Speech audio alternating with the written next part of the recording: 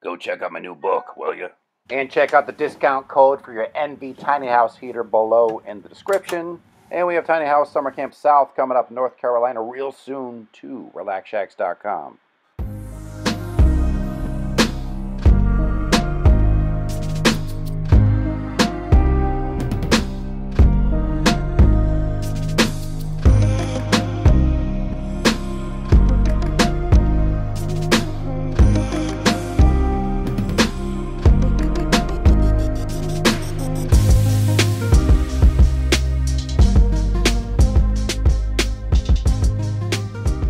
Hey, what's up, Deek? RelaxShacks.com here in, well, kind of near St. Augustine, Florida for the third annual, I want to say, UnitedTinyHouses.com Tiny House Festival. Here with Chris from Blackstone Builders. That's right.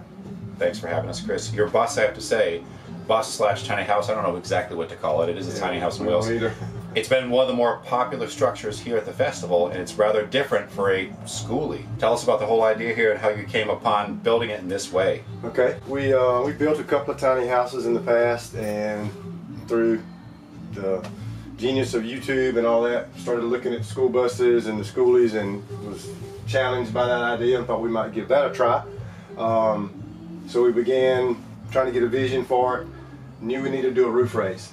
So started researching that, and every roof raise video we watched was cutting the roof off, raise it up, and then weld it back. Yeah. I don't know how to weld, so that was a problem for me. Yeah, slight problem. Yeah. But I know how to do woodworking, so we said, why don't we build a tiny house and use the bus as the frame as opposed to a trailer as a frame. So still a tiny house on wheels, so to speak, but you can drive it instead of pull it. So well, you know the structure can carry a lot of weight too. Exactly. Be it, you know, 30-something, 40-something kids, or, you know, people converting them anyway. So. Right.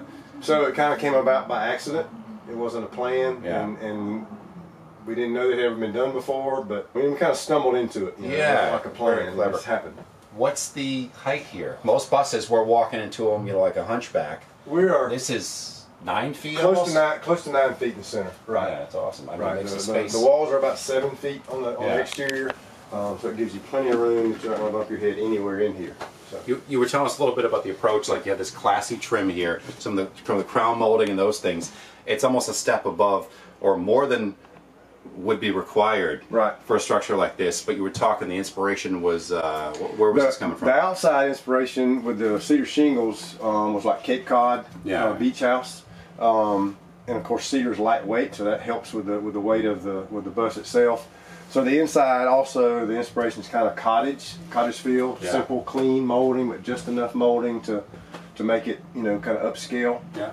So we were kind of going for clean, and that's why we don't have tongue and groove, V-groove or V-board on the walls, which you see in all the tiny houses I've built. They've been very rustic. Yeah. This one is not really my style, what I would choose for me, but for my clientele, I think this might be what would appeal to a wider or different audience different than what I normally deal with. So you have a little secret, I kind of heard, that everyone's coming in here thinking this is drywall and saying you shouldn't use drywall in a tiny house, but you're correcting everybody, it's not drywall. Right, exactly. We actually wanted to use drywall and thought about it and realized that's not a good idea in a moving vehicle to have drywall because it's not going to stay in place. So in order to get that look, to achieve that look of drywall, we used 1/2-inch birch plywood, which is smooth like drywall. But the downside is it has joints that you can't feel like drywall. So we conceal the drywall, the plywood joints at the 4-foot behind chair rail, behind cabinetry, behind the sofa, and every place we could. So we planned out every cut so we can conceal it. And there's 1 or 2 here or there that we just couldn't conceal. So you put a nice painting, Chris. Exactly. Right there. So some wood putty, and you know, the best compliment people can give me when they come in is like, "Wow, how did you do drywall?" So it achieved the purpose. Well, it looks great. I thought it was drywall too, to be honest. Thank you.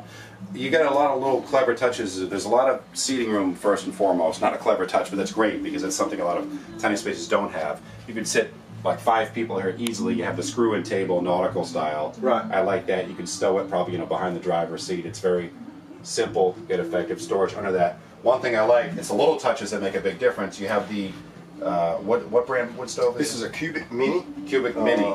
Made out of, it's made in Canada. I think they were originally designed for, you know, hunting cabins. Is this where you store your firewood here? Yeah. Your matchsticks. Your year supply in that one little space. It's a gorgeous little wood stove. But this back here. Originally, that was one of the exit doors for the bus, emergency exit. So we just cut it down and saved part of the door and made a hatch so you can feed your firewood in. Whatever. It's just another way to get things inside or outside without having to go all the way around the bus. Well, a lot of people don't realize I heat my house with wood. Carrying wood in it's messy. Right. You drop in like leave a trail. Dead spider carcasses and bark everywhere. So now you can just feed in through here. I really appreciate that. That's very cool. Tell us about, let's go back here and check out, almost the bed or bunkish setup in the bathroom. Your bathroom's gorgeous. I want to make sure people get to see that. So a lot of the things in the house are still unfinished, as we weren't able to finish everything coming to the show. There'll be an additional bunk bed here. Also will serve as a closet. We'll put a closet rod across, so if you don't use it as a bunk bed, you can use it for storage. You can stack things on it or hang clothes, so it gives you some options there. There's storage underneath the lower bunk bed. The cabinet doors and drawers aren't built yet, but that also conceals the rear, one of the rear wheel wells under that bed. We did the same in the bathroom. We used the space over the wheel well to place the composting toilet, which also gives kind of a step down or a seat into the shower. It's on the regular floor level, but you can sit on the side there, and the ladies have commented they like it because it's a way to shave their legs. They can sit in that shower. Interesting. Yeah. So it's not 100% a wet bath, but pretty much everything in there is tile. It's yet to be painted as well. Okay, the tile and the grout, did you use like a flexible grout or any particular kind? We used a flex mortar, the most expensive mortar we could find basically, and we found a flex grout that is like spreading glue. It takes twice as much time as your normal grout, but I think it's worth it. And I was really concerned about tiles on the ceiling in a bus, but we made it here, and none fell off, so we're encouraged that they're going to stay there. This is awesome. We're talking about the little touches. This hardware here is gorgeous. I imagine it wasn't that cheap. It really wasn't that bad. It's a stainless steel. This door was supposed to be painted. It's a reclaimed door. It came from a church. Really? I'm a pastor of 2 small churches, and we were doing some remodeling, so I salvaged this door out of the landfill. I kind of like the natural look of it. And nice. Everybody says we leave it natural, so we might just leave it like it is. Yeah, it's pretty nice. Because there's another louvered door that's supposed to go in the bedroom that we haven't installed yet, just to give ventilation. Yeah. So that's why we chose the louvered doors to keep the heat and cool coming through here. Speaking of ventilation, you have to transfer some air. That's right. From your mini split, you have these fans here, so the air is not trapped up above. That's right. These are actually computer cooling fans. Pancake fans. Because they're so quiet. Yeah. And it actually comes with a little thermostat, so you can tell if it's doing its job. The sensor for that fan is over just above this door, so it's into this sleeping area. So it's measuring the temperature in this sleeping area to tell if it's working. And so far, it seems to work pretty well. All right, now the bedroom here, tell us a little bit about that. The bedroom has a queen size mattress. It will fit a king, but if you put a king bed in there, it's going to cover your storage access points that are on either side of the bed. There's little doors that you open up. There's also a hinged portion under the bed that you can lift the bed up and access storage there. So there's quite a bit of storage under the bed.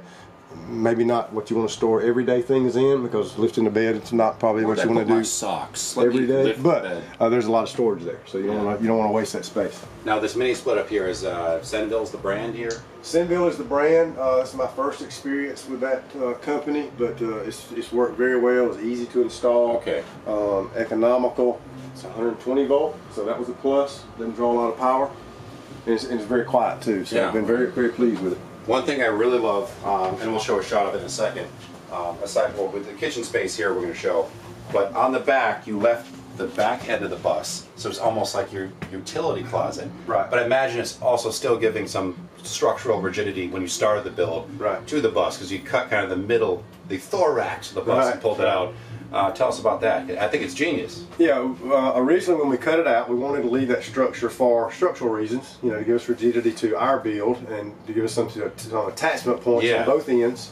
But then as we began to make the plans, do the construction, this is going to be a great mechanical room, so to speak. So hide the ugliness in hot that water back heater, room. water pumps, gas valves, all of that stuff. The propane tanks will be stored there. extra tools you take with you, storage, water too. hose, you know, extension cords, all those things will be in there. But also, when you pull up behind it, we wanted people to say, man, that was a school bus. Yeah, so it still looks like a school bus. bus. You're leaving those elements of it too. Just enough to know that that's a school bus with a house on it. That's, you know, so. Because when I first saw it from a distance, it almost looks like someone threaded a school bus through a house. Right. You know, yeah, which exactly. is kind of cool. How was it to flash something like that? Because the school bus has a curved roof. Right. And you're not only cutting around it, but how do you flash that junction there? Yeah, it was, well, I mean, it was a challenge to, you know, everything's got to be cut on a curve, so you make a lot of templates so you don't waste your materials.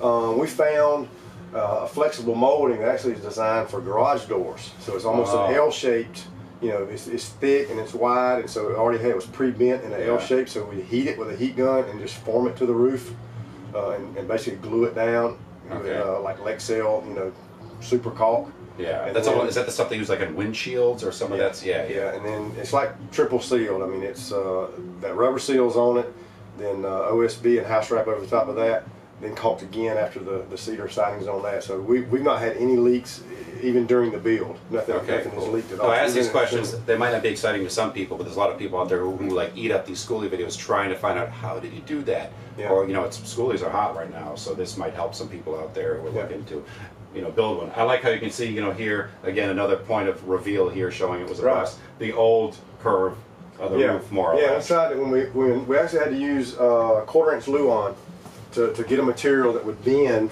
to that flat.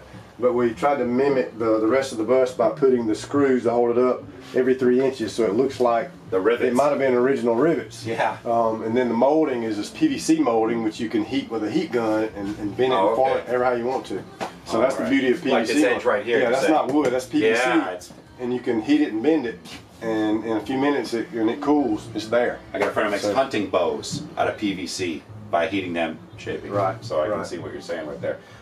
If people want to find more about Blackstone Builders, what's the website and all that? We don't have a website right now. We have we're on Facebook as Blackstone Builders. We're on Instagram as Blackstone Builders. We have emails, just blackstonebuilders99@gmail.com. Okay. And that's the best way to reach us. I got it. Honestly, again, this is one of the more fun or inventive structures I've seen. Thank you. Not blowing up, you know, smoke up your wazoo. I'm loving this, man. Yeah, thank you. So, Chris, thank you so much for your time. Thanks for coming by. Yeah. Thank you guys for watching. Again, relaxshacks.com. Please subscribe, and we will see you guys later. As I fall back and hit my head the last time. I've hit it like 3 times. Yeah.